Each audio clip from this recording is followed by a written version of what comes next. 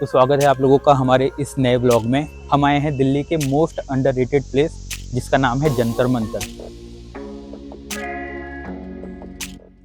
जंतर मंतर का निर्माण 17वीं शताब्दी में 1724 में जयपुर के महाराजा जयसिंह ने करवाया था।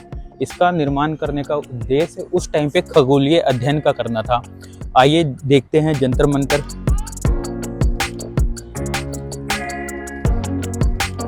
जंतर मंतर पहुंचने के लिए यहाँ का nearest metro station Rajiv Chowk है, या आप जनपथ मेट्रो स्टेशन से भी आ सकते हैं।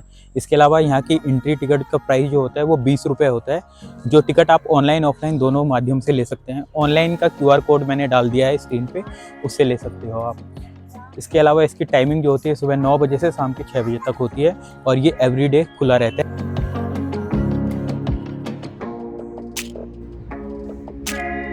तो जंतर मंतर का जो नाम रखा गया, इसका एक मतलब ये होता है कि जंतर का मतलब होता है मशीन और मंतर का मतलब होता है कैलकुलेशन, मतलब वह मशीन जिससे कैलकुलेशन करी जाए। और कैलकुलेशन किसकी?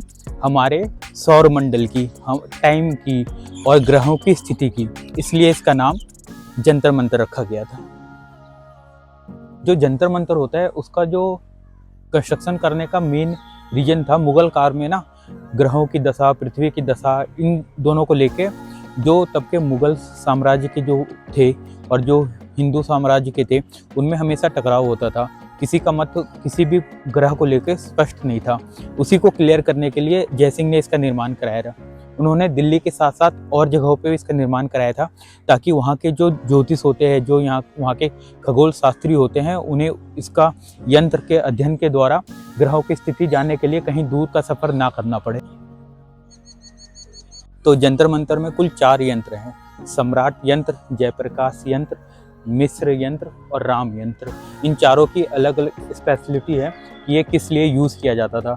तो आइए एक्सप्लोर करते हैं हम जंतर मंतर को, देखते हैं उसके अंदर के बने बने विभिन्न कंस्ट्रक्शन को, जिससे समय, ग्रह और सूर्य की अलग अलग गणना करी जा सके। जो जयसिंह थे उन्होंने जंतर मंतर को अलग अलग जगहों पे बनाया था, ताकि वहाँ के जो खगोल शास्त्री थे उन्हें ग्रहों की जो दिशा होती थी या टाइम होता था, वो कैलकुलेशन करने में ज़्यादा मुश्किल का सामना ना करना पड़े। जिसमें सिर्फ उनके बनाए हुए 5 मेन शहर थे जिसमें ये कंस्ट्रक्शन किया गया था, जिसमें था जयपुर, मथुरा, उज्जैन, वाराणसी और न्यू दिल्ली। जो सबसे बड़ा जंतर मंतर बना था वो जयपुर में बना था, क्योंकि वो वहीं रहते थे। और दूसरा जो सबसे ज़्यादा मतलब एक्यूरेट माना जाता है वो न्यू दिल्ली का माना जाता है।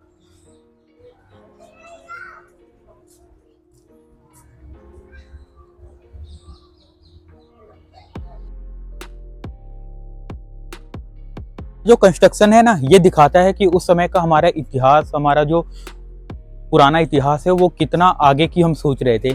ये मुझे लगता है कि दिल्ली के सबसे अंडररेटेड प्लेसेस में है, क्योंकि उस टाइम हम समय और ग्रह की स्थिति इतने एक्यूरेटली नाप सकते थे इन मशीन के कारण।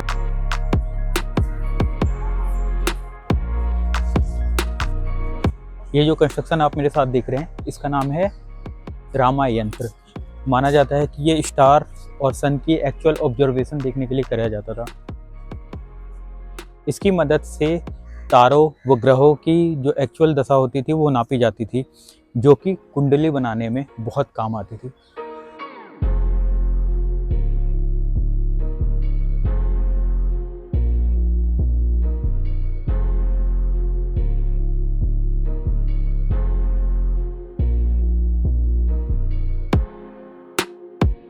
तो आप अभी जो मेरे पीछे देख रहे हैं ये सम्राट यंत्र है। यहाँ पे अलग अलग टाइप के इंस्ट्रूमेंट बने हैं जो अलग अलग खगोलीय दशा को नापने के लिए बनाया जाता है। जो सम्राट यंत्र है ये यहाँ के सबसे बड़ा यंत्र है जितने भी छोटे मोटे कंस्ट्रक्शन है। इसका निर्माण मुख्य रूप से दिन का टाइम और ग्रहों की दशा, खास करके सूर्य का झुकाव नापने के लिए हुआ था।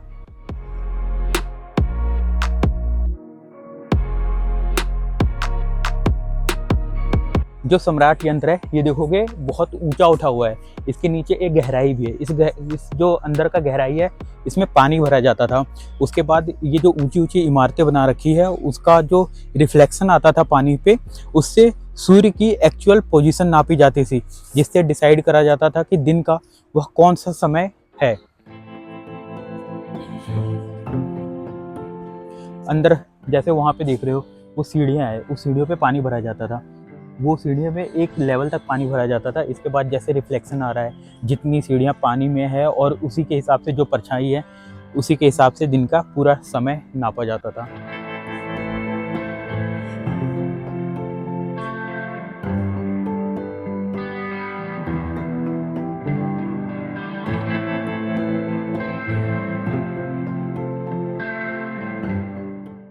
सत्रह सौ चौबीस की यह कंस्ट्रक्शन मतलब ये दिखाती है कि हमारा भारत उस समय में कितना विकसित था, हम कितनी आगे तक की सोच रहे थे। उस टाइम पे दुनिया जहाँ पे आक्रमण करके एक दूसरे देश को अपने अधीन कर रही थी, तो कोई किसी को गुलाम बना रही थी, हमारी सोच तारों से ऊपर पहुंचने की प्रयास में थी।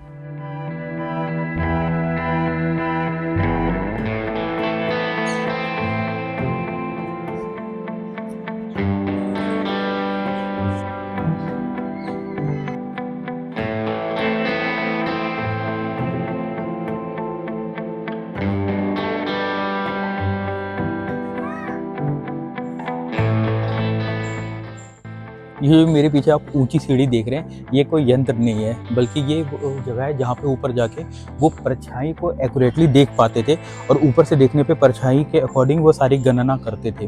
तो ये ऊपर जाने के लिए एक रास्ता था जो कि बंद कर दिया गया है।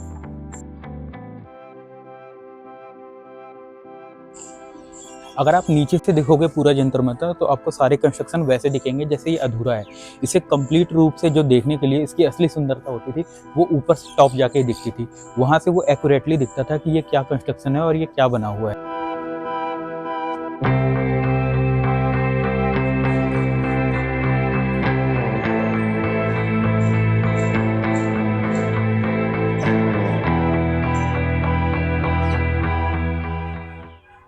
मेरे पीछे जो आप यंत्र देख रहे हो, इसे मिस्र यंत्र कहते हैं। मिस्र यंत्र का इसलिए क्योंकि ये सिर्फ पर्टिकुलर एक चीज़ को नापने के लिए नहीं थी, और इसीलिए ये सबसे ज़्यादा फेमस है, क्योंकि इसकी खूबसूरती के साथ साथ ये कई सारे गणनाओं में इसका प्रयोग होता था।